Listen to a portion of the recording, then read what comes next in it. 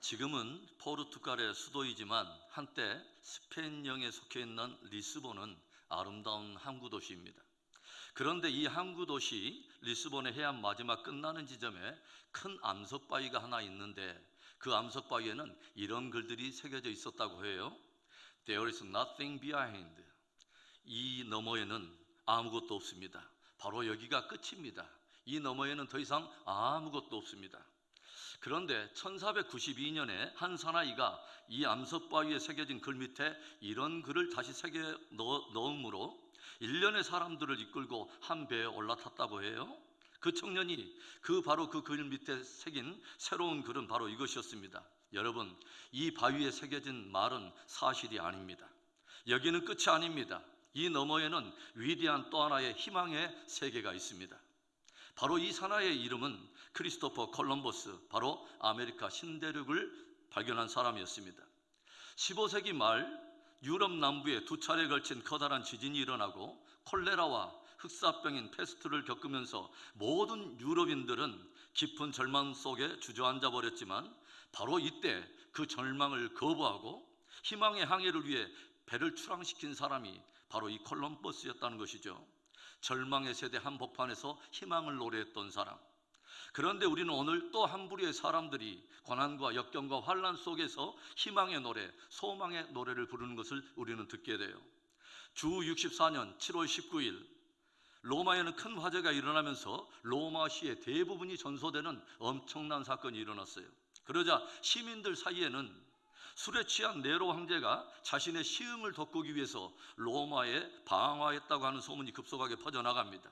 이에 네로는 그 소문을 잠재우려고 백방으로 힘을 기울여 보지만 급물살을 탄 그 소문이 점점 확대해지면서 거대한 밀란의 조짐이 일어나자 네로는 이것을 잠재우기 위한 희생양을 찾습니다. 그리고 네로는 그 희생양으로 누구를 삼냐면 바로 그리스도인들을 희생양으로 삼게 되었다고 하는 거죠. 네로는 사람들에게 그리스도인들이 방화했다는 소문을 은밀히 퍼뜨리게 하고 이 소식이 그렇게 급속하게 로마 전역에 확산되어 가면서 온 로마 안에 있는 그리스도인들에 대한 체포 명령이 내려지고 여기저기에서 그리스도인들을 향한 피비린내 나는 처형이 드디어 시작이 됩니다. 그리스도인들은 거리에 나무에 매달린 채로 화형을 당하며 밤을 밝히는 인간 가로등이 되는가 하면 원형 경기장에서 야수의 밥이 되었습니다. 그리고 살아남은 그리스도인들은 신앙을 지키기 위해서 모든 인간적인 삶의 권리를 다 포기한 채 자신의 삶에 터진 로마를 떠나 여러 지역으로, 특별히 카타콤으로 숨어드는 사람들이 있는가 하면 소아시아적으로 또 흩어져서 여러 소아시아 각각 지역에 흩어져 그렇게 믿음을 지켜갑니다. 베드로 서신은 바로 이러한 환난과 역경을 배경으로 기록된 서신이라고 하는 거죠. 그래서 1장 서두를 보시면 이 편지의 수신자를 이렇게 밝히고 있어요. 1절과 2절의 말씀에 예수 그리스도의 사도 베드로는 본도, 갈라디아, 갑바도기아, 아시아와 비두니아에 흩어진 나그네 곧 하나님 아버지의 미리 아심을 따라 성령이 거룩하게 하심으로 순종함과 예수 그리스도의 핏부림을 얻기 위하여 택하심을 받은 자들에게 편지하노니 은혜와 평강이 너희에게 더욱 많을지어다. 베드로가 띄운 이 서신의 수신자들은 소아시아 지역에 흩어져 있는 나그네들이었다고 하는 거죠. 신앙의 박해로 인해서 고통을 당하며 각처에 뿔뿔이 흩어진 그리스도인들을 격려하고 저들의 신앙을 붙들어주기 위해서 초대교회의 수장인 베드로가 펜을 든 것입니다. 베드로 서신이 이렇게 고난과 핍박과 환난 속에서 흩어진 그리스도인들을 위해 기록한 서신이지만 이 편지가 다루고 있는 주제는 바로 소망입니다. 우리 따라서 해봅시다. 그리스도 안에 있는 산소망. 편지의 본론이 시작되는 오늘 3절의 소두가 어떻게 시작됩니까? 우리 주 예수 그리스도의 아버지 하나님을 찬송하리로다. 찬송하리로다. 찬송하리로다. 교회 수장 베드로는 흩어진 고난당하는 그 성도들에게 너희는 찬송하라, 찬송하라, 찬송을 도전하고 있다고 하는 거죠. 주를 믿는 성도들은 어떤 시련과 고난 속에서도 소망을 노래하는 사람들인 거죠. 모든 사람들이 절망을 이야기하고 끝을 이야기한다고 해도 어떤 것도 결코 흔들 수 없는 산소망, 참된 소망을 가진 사람들에게 고난과 역경 속에서도 능히 소망의 찬송을 부르는 것입니다. 오늘 저와 여러분의 삶 속에 그리스도 예수로 말미암아 산소망의 노래, 희망의 노래가 넘치는 깊은 은혜가 있기를 주의 이름으로 축원합니다. 그렇다면 그리스도 안에 있는 성도들이 고난과 역경 속에서도 소망을 노래할 수 있는 이유가 무엇일까요? 그리스도 안에 있는 성도들이 가진 산소망이란 어떤 소망일까요? 첫째로는 거듭남과 부활에 대한 소망입니다. 3절의 말씀을 우리 함께 읽어보겠습니다. 우리 주 예수 그리스도의 아버지 하나님을 찬송하리로다. 그의 많으신 긍휼대로 예수 그리스도를 죽은 자 가운데서 부활하게 하심으로 말미암아 우리를 거듭나게 하사 산 소망이 있게 하시며, 하나님의 창조 안에는 영원 전부터 그분의 마음속에 품고 있던 그분의 꿈과 비전이 담겨 있습니다. 하나님은 첫째 날에 빛을 창조하시고, 둘째 날에 궁창을 창조하시고, 셋째 날에는 궁창의 해와 달과 별들을 매다십니다. 그리고 넷째 날에는 또 해와 달과 셋째 날에는 각종 식물과 과목을 주셨고, 넷째 날에 해와 달과 별들을 창조하시죠. 그리고 다섯째 날에는 궁창에는 새가 나르게 하시고, 또 바다에는 물고기들을 지으심으로 모든 만물을 창조하셨습니다. 여섯째 날에는 하나님께서 아주 신비롭고 매우 보배로운 존재를 창조하시죠. 다른 존재들에게는 허락되지 않는 방법으로. 그리고 그 보배롭고 아름다운 존재들에게 존귀하고 아름다운 목적을 부여하십니다. 하나님께서는 인간들을 당신의 형상과 모양으로 지으시고, 자신의 형상과 모양을 가진 바로 그 존재들과 깊이 교제하시고 친밀한 가운데 그들을 사랑하셨다고 하는 거죠. 그리고 자신의 형상과 모양을 따라 지음받은 그들에게 모든 권세를 위임하여 지은 모든 만물을 다스리게 하십니다. 그러나 사단의 게임에 빠져서 인간이 범죄함으로 인해서 이 모든 것들이 깨어지고 왜곡되고 뒤틀리게 되었습니다. 하나님의 형상은 왜곡되고 하나님과의 친밀함은 깨져버리고 다스려야 할 모든 피조물에 오히려 인간이 복종함으로 말미암아 우상 숭배에 빠지게 되고 오히려 종노릇하게 되었다고 하는 거죠. 범죄한 이후에 온 인류에게 무엇이 찾아왔습니까? 고통이 찾아와요. 저주가 찾아왔습니다. 땅은 가시와 엉겅퀴를 내고 사람들은 고통 가운데 해산하며 이마에 땀이 흘려야 그 분깃을 얻을 수 있게 되었습니다. 자신의 벌거벗은 수치를 보게 되었어요. 그리고 범죄한 인간에게 하나님이 말씀하신 대로 너는 흑이니 흑으로 돌아갈지니라 하나님이 말씀하신 대로 결국은 사망이 찾아오고야 말았습니다. 그런데 거기에서 끝이 난 게 아니에요.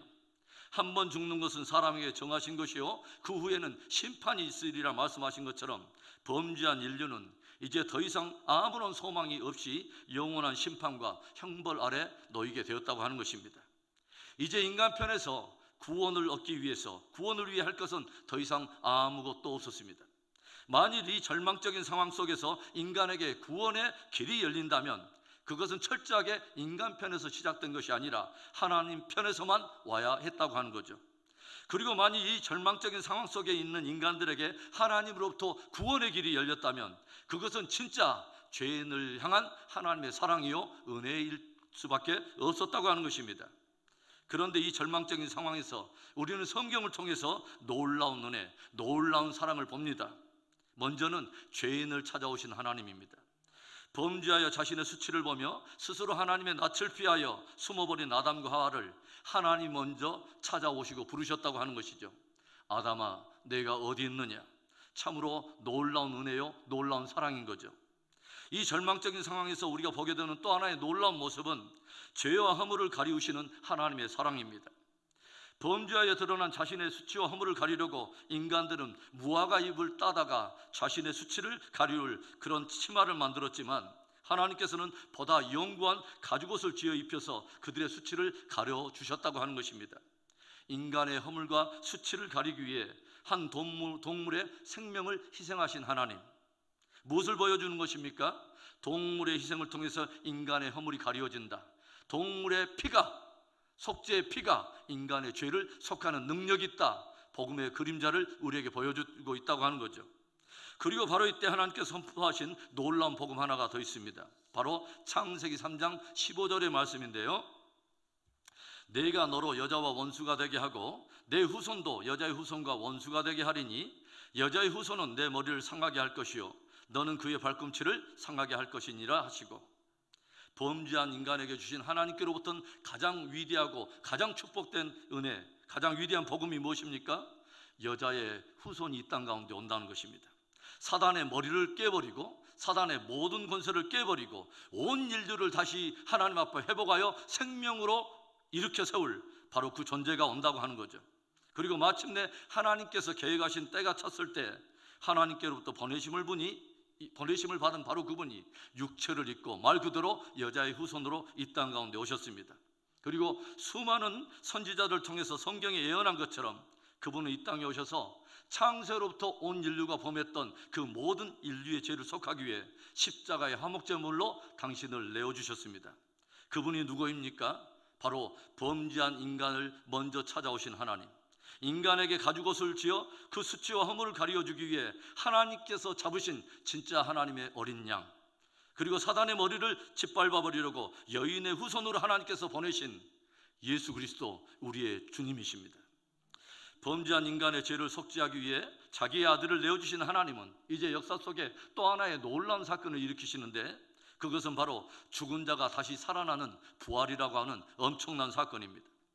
하나님께서는 장사한 지 사흘 만에 죽은 자 가운데서 그를 일으켜 모든 인간들로 하여금 이제는 영원한 생명을 소망으로 붙들게 하시고 저를 믿어 영원한 생명을 얻게 되는 새로운 생명의 회복의 길을 내어주셨다고 하는 거죠.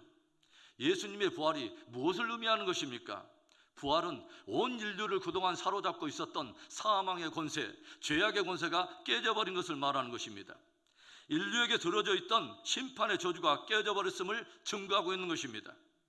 예수님의 부활하심으로 주님이 말씀하셨던 모든 말씀이 진리로 모두 다 살아나기 시작하고, 모든 말씀이 우리를 위한 약속의 말씀으로 또 살아나기 시작하고, 저를 믿는 자마다 멸망치 않고 영생을 얻게 되는 그 복음이 저와 여러분에게 실제가 되었다고 하는 것입니다. 저를 믿는 자에게 죽어도 다시 살아나 영원히 살고, 살아서 믿는 자는 죽지 않고 영원한 생명을 얻게 되는 그 복음이 진짜 실제가 되었다고 하는 것입니다. 나는 부활이요 생명이니 나를 믿는 자는 죽어도 살겠고 살아서 나를 믿는 자는 영원히 죽지 아니하리니 이것을 너희가 믿느냐? 얼마나 놀라운 복음입니까? 우리가 육체적으로 이 세상에 태어날 때는 죄로 말미암아 절망을 앓고 태어났지만, 이제 주 예수 그리스도를 믿음으로 말미암아 영적으로 다시 거듭나 태어나는 순간 우리는 주 안에서 새 소망을 가지고 태어난 것입니다.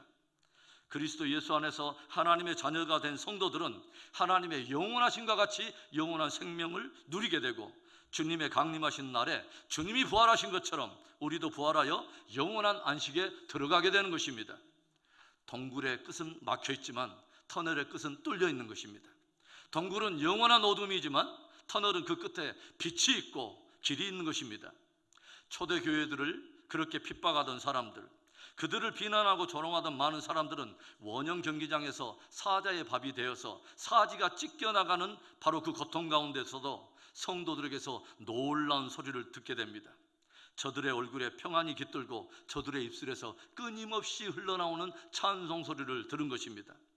인간 가로등이 되어서 몸에 불이 붙어 죽어가던 성도들의 입에서 끊임없이 찬송이 흘러나온 것을 듣게 되었다고 하는 거예요.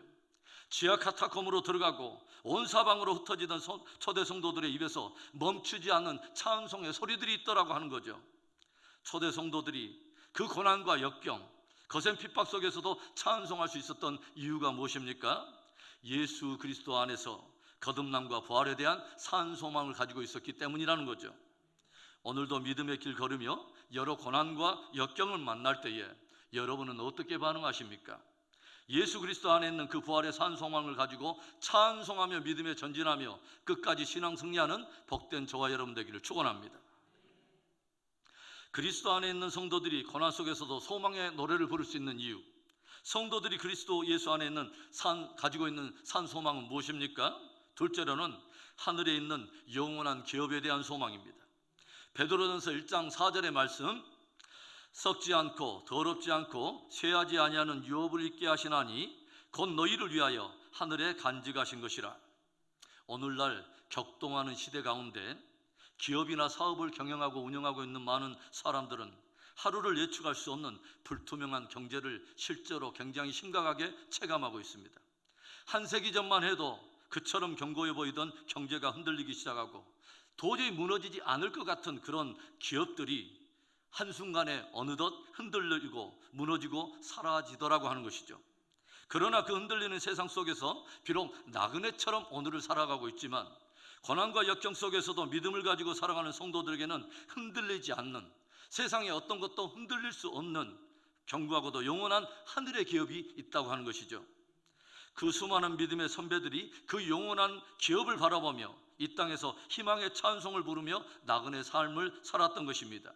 그래서 믿음의 사람들을 나열하고 있는 믿음의 전당이라고 불리는 히브리서 11장에서는 이런 보배로운 말씀을 들려주고 있어요. 히브리서 11장 16절의 말씀, 그들이 이제는 더 나은 번향을 사모하니 곧 하늘에 있는 것이라. 이러므로 하나님이 그들의 하나님이라 일컬음 받으심을 부끄러워하지 아니하시고 그들을 위하여 한 성을 예비하셨느니라. 아브라함과 이삭과 야곱, 모세와 수많은 선지자, 그리고 신약의 정말 보배로운 그 사도들과 모든 성도들이 이 땅을 살아갈 때에 잠시 그들에게 허락된 시련과 고난과 역경을 달게 쥐고 기꺼이 주를 따랐던 것은 하늘에 있는 영원한 기업을 산소망으로 가지고 있었기 때문입니다. 히브리서 10장 34절에도 이런 말씀이 기록되어 있어요. 너희가 갇힌 자를 동정하고 너희 소유를 빼앗기는 것도 기쁘게 당한 것은 더 낫고 영구한 소유가 있는 줄 알미라.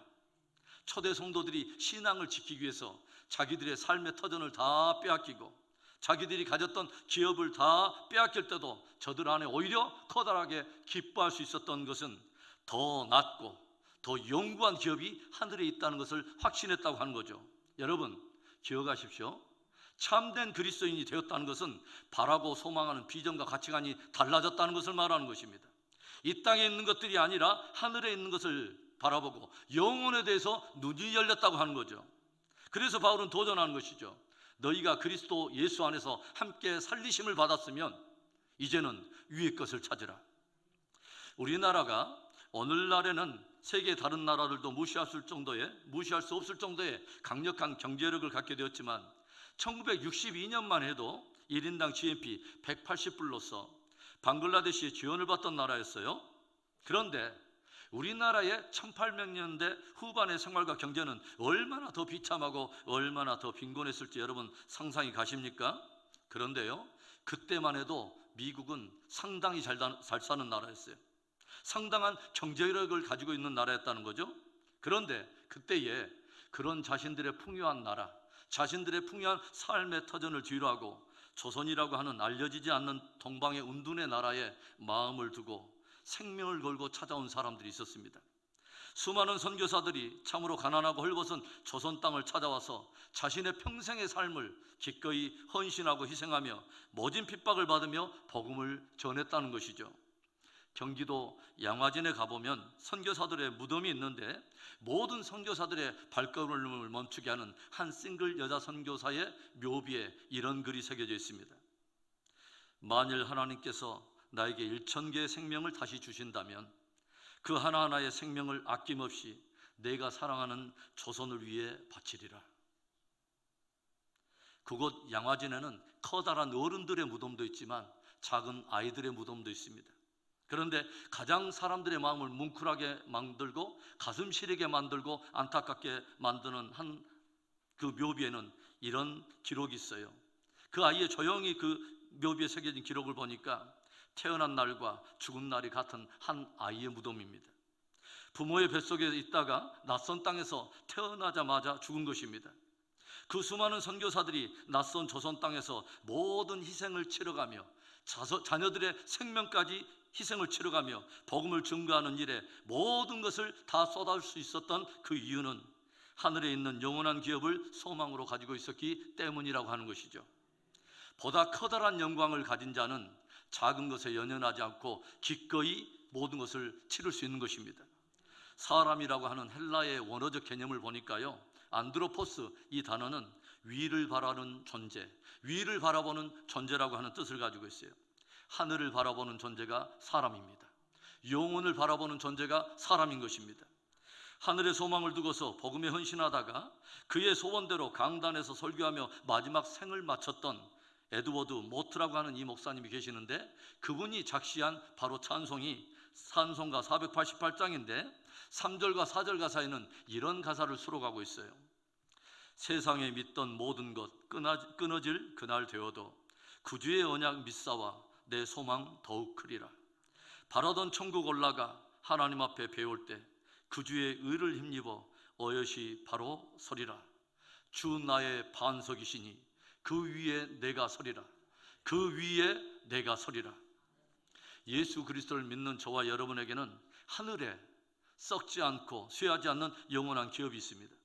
모든 것이 변하고 모든 것이 사라져도 하늘에 있는 영원한 기업을 가지고 그것을 바라는 믿음의 사람들은 고난과 역경 속에서도 새 소망의 노래를 찬송할 수 있는 것이죠. 하늘의 부요함이, 영혼의 부요함이 있는 진짜 복된 믿음 되기를 주의 이름으로 축원합니다. 그리스도 안에 있는 성도들이 고난 속에서도 소망의 노래를 부를 수 있는 이유, 성도들이 그리스도 예수 안에 가지고 있는 산 소망은 무엇입니까? 마지막 세 번째로 하나님의 능력으로 보호하심에 대한 소망입니다. 베드로전서 1장 5절의 말씀을 읽습니다. 너희는 말세 나타내기로 예비하신 구원을 얻기 위하여 믿음으로 말미암아 하나님의 능력으로 보호하심을 받았느니. 우리가 오늘도 고난과 어려움 속에서도 믿음을 지키며 소망의 찬송을 부를 수 있는 이유는 우리의 구원을 온전하게 하기 위해 하나님이 그 능력으로 우리를 보호하심을 우리가 믿기 때문입니다. 바로 이 표현은 군사적인 표현인데, 아군과 함께 누군가 주둔하여 적의 모든 공격에 대해서 아군을 보호한다는 그런 의미입니다. 또 이 표현은 현재 분사형으로 기록이 되어 있어요. 하나님의 계속적인 보호를 말하는 것입니다. 과거에서 현재까지, 그리고 현재에서 미래까지 계속해서 하나님이 강력한 그분의 손으로 보호하신다고 하는 거죠. 식인종들에게 선교하셨던 분들 가운데 아셀트라고 하는 선교사가 계세요. 그분이 선교 활동을 하는 가운데 식인종들이 여러 번 아셀트 선교사를 잡아먹으려고 아셀트 선교사 집을 밤에 침입하곤 했다고 합니다.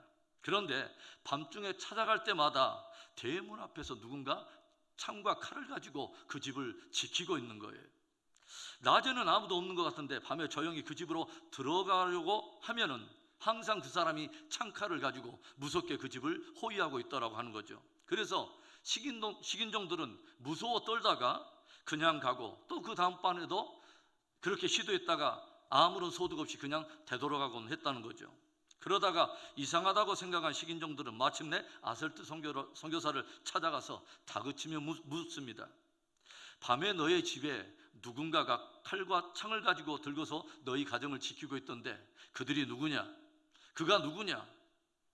식인종들의 물음에 아셀트 선교사는 우리 집에는 집을 지키는 사람이 없는데, 내가 가드를 고용한 적이 없는데. 그러자 식인종들은 거짓말 마라. 한두 번도 아니고 우리가 너를 끌어다가 잡아먹으려고 가까이 오기만 하면 오히려 그 사람이 칼과 창을 붙들고 오히려 무섭게 우리를 노려보는 까닭에 우리가 감히 그곳을 들어갈 수가 없었다라는 그런 말을 들려줍니다. 그때 아설트 선교사는 뭔가 퍼뜩 떠오르는 영감이 있어서 탄성을 지르죠. 하나님 감사합니다. 우리 가정을 홀로 두지 아니하시고 연약한 우리들을 주께서 지키시고 보호해 주심을 감사합니다. 주님, 주를 바라는 우리의 믿음을 견고하게 세우시옵소서. 여러분, 하나님께서 우리를 위하시면 누가 우리를 대적하겠습니까? 믿는 사람이 가장 약할 때는 자기 홀로 있다고 생각할 때입니다. 그러나 가장 강할 때는 나는 약하지만 하나님이 나를 위하시고 나와 함께 하신다는 것을 굳게 믿고 신뢰할 때입니다. 하나님은 고난과 시련 가운데서도 우리의 믿음이 흔들리지 않도록 그분의 능력으로 지키신다고 하는 거죠. 우리의 모든 고난 가운데서도 우리가 찬송할 수 있는 정말 보배로운 또 이유 중에 하나는 우리에게 믿음의 시련은 허락되어 있지만 그것조차도 장차 우리에게 영광이 되게 하시려는 하나님의 귀한 섭리가 있다고 하는 거죠. 베드로전서 1장 7절의 말씀, 너희 믿음의 확실함은 불로 연단하여도 없어질 금보다 더 귀하여 예수 그리스도께서 나타나실 때에 칭찬과 영광과 존귀를 얻게 할 것이니라. 이러한 놀라운 하나님의 섭리, 놀라운 그 계획과 목적을 알고 있는 한 우리는 시험과 시련 속에서도 새 소망의 노래를 부르며 믿음의 전진을 할 수 있는 것입니다. 사람들은 나에게 고통이 없으면 즐거운 노래를 부를 수 있을 거라고 생각해요. 아닙니다. 고통이 없이는요, 깊고 진실한 노래가, 깊고 진실한 고백이 만들어지지 않습니다. 다윗의 주옥과 같은 그 시편의 노래들은 대부분 고난 속에 만들어진 노래입니다.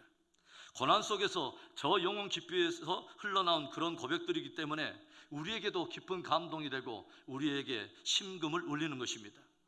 다윗에게 있어서 깊은 고난이 진짜 왕의 보배로운 영성을 만든 것입니다.